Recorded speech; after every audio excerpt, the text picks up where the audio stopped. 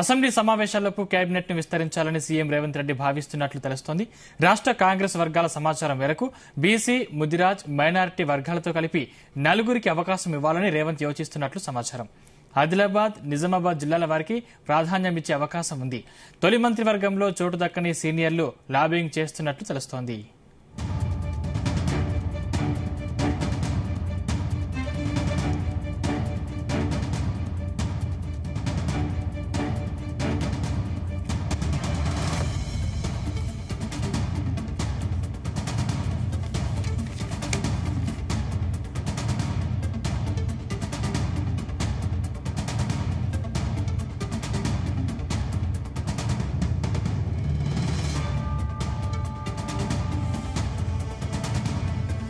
ఈ అంశానికి సంబంధించిన మరిన్ని పూర్తి డీటెయిల్స్ మా ప్రతినిధి శ్రీచరణ్ అందిస్తారు. శ్రీచరణ్.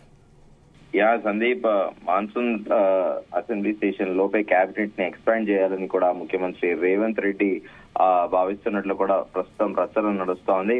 అయితే గాంధీ భవన్ సమాచారం మేరకు ఇటు బీసీ, ముదిరాజు, మైనారిటీ వర్గాలతో కలిపి కొత్తగా 4 అవకాశం ఇవ్వాలని కూడా ముఖ్యమంత్రి రేవంత్ రెడ్డి యోచిస్తున్నట్లు కూడా ప్రచారం జరుగుతోంది. దానిలో ప్రధానంగా ఆదిలాబాద్, నిజామాబాద్ జిల్లాల వారికి ప్రాధాన్యం ఇచ్చే అవకాశం ఉందని కూడా గాంధీ భవన్ వర్గాలు అంటున్నారు. అయితే తొలి మంత్రి వర్గంలో చోటు దక్కని సీనియర్లు కూడా లాబింగ్ చేస్తున్నారు. సో ఆదిలాబాద్, నిజామాబాద్ జిల్లా వారికి ప్రయారిటీ. ఎందుకంటే ఇప్పటికే మనం చూసుకుంటే ఖమ్మం జిల్లా నుంచి ఇటు బట్టి విక్రమార్కతో పాటు అలాగే పొంగులేటి శ్రీనివాస్ రెడ్డి, అలాగే తుమ్మల నాగేశ్వరరావు కూడా ఉన్నారు మంత్రివర్గంలో. అలాగే కరీంనగర్ జిల్లా నుంచి చూస్తే మనము దుద్దిళ్ల శ్రీధర్ బాబుతో పాటు పొన్నం ప్రభాకర్ కూడా ఉన్నారు. నల్గొండ నుంచి చూసుకుంటే మనం కోమటిరెడ్డి వెంకటరెడ్డితో పాటు అలాగే ఉత్తమ్ కుమార్ రెడ్డి కూడా ఉన్నారు.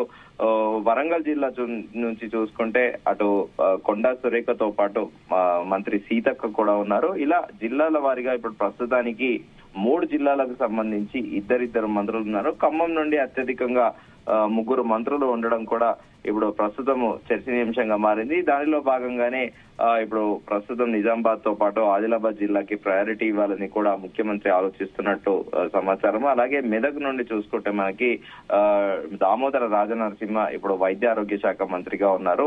సో ఈ 2 జిల్లాల్లో కూడా ప్రస్తుతానికి ఎలాంటి ప్రాధాన్యత లేకపోవడము, అలాగే ఈ 2 జిల్లాలకు సంబంధించిన వాళ్ళు కూడా మంత్రివర్గంలో చోటు కల్పించాలని కూడా ముఖ్యమంత్రి భావిస్తున్నారు. అలాగే మనకు మహబూబ్ నగర్ నుండి చూసుకుంటే జూపల్లి కృష్ణారావు మంత్రిగా ఉన్నారు జిల్లా నుంచి. ఓవరాల్ గా చూసుకుంటే సో ఇప్పుడు అందరికీ కూడా బేసిక్ గా కాంగ్రెస్ పార్టీలో చాలా అదొక సముద్రం అంటూ ఉంటారు కాంగ్రెస్ పార్టీ అనేది. ఎందుకంటే దాదాపు 120 ఏళ్లకు పైగా చరిత్ర కలిగిన కాంగ్రెస్ పార్టీలో స్వతహానే భారతదేశానికి స్వాతంత్రం వచ్చినప్పటి నుంచి కూడా మొదటి నుంచి కూడా ఉన్న పార్టీ కాంగ్రెస్ పార్టీ, జాతీయ స్థాయిలో ఉన్న పార్టీ కాబట్టి స్వతహానే ఇండిపెండెన్స్ తర్వాత నుంచి కూడా కాంగ్రెస్ కి క్యాడరు, కార్యకర్తలు, నాయకులు అందరూ కూడా కాంగ్రెస్ పార్టీలో ఎక్కువ అని చెప్పుకోవాలి.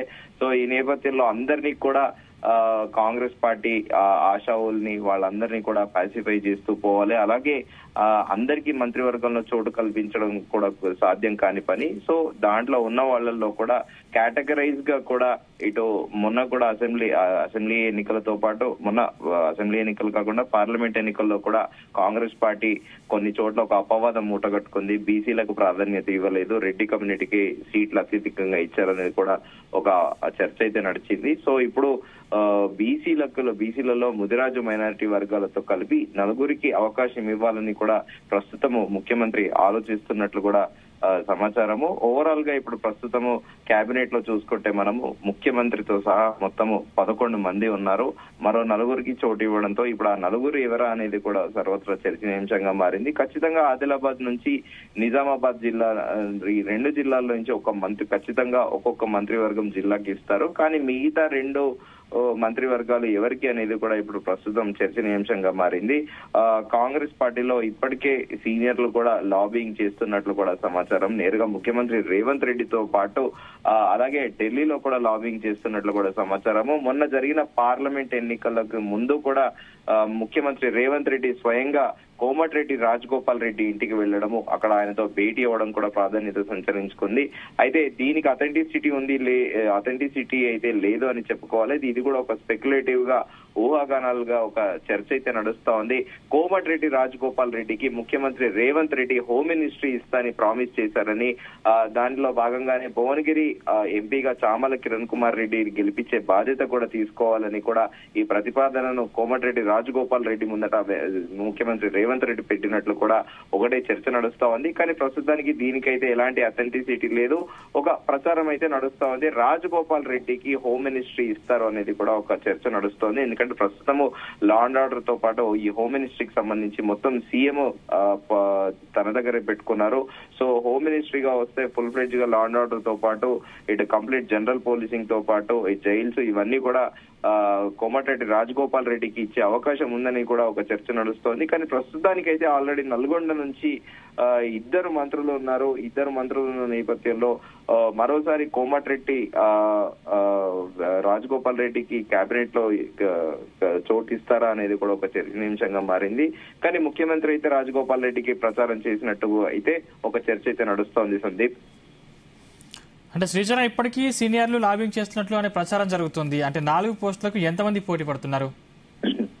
కాంగ్రెస్ మనం ముందుగా అనుకున్నట్టు ఒక అతిపెద్ద పార్టీ, ఒక సముద్రము, దాంట్లో గ్రూప్ రాజకీయాలు ఎక్కువగా ఉంటాయి. ఈ గ్రూప్ రాజకీయాలలో ప్రస్తుతం అన్ని పొలిటికల్ పార్టీస్ కూడా బీసీలకు ప్రయారిటీ ఇస్తుంది. కాంగ్రెస్ పార్టీ బీసీలతో పాటు మైనారిటీలకు కూడా ప్రయారిటీ ఇస్తుంది. కాబట్టి ఇప్పుడు బీసీ మహిళలకు ఒక్కొక్క మంత్రి పదవి ఇచ్చినా కూడా ఇంకా 2 మైనారిటీకి ఇచ్చే ఆలోచనలు కూడా ముఖ్యమంత్రి రేవంత్ రెడ్డి ఆలోచిస్తున్నట్లు కూడా సమాచారము.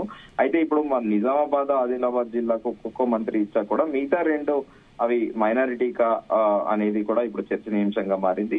మరి చూడాలి ముఖ్యమంత్రి రేవంత్ రెడ్డి ఎలాంటి డెసిషన్ తీసుకుంటారు. నేరుగా ముఖ్యమంత్రి కేబినెట్ లో తీసుకుంటారా, లేకపోతే ఢిల్లీ నుండి హైకమాండ్ నుండి వచ్చిన ఆదేశాల అనుసారంగా అందరికీ న్యాయం చేస్తూ కూడా ముఖ్యమంత్రి డెసిషన్ తీసుకుంటారా అనేది మనకు రానున్న రోజుల్లో తెలియదు సందీప్. Thank you Sricharan.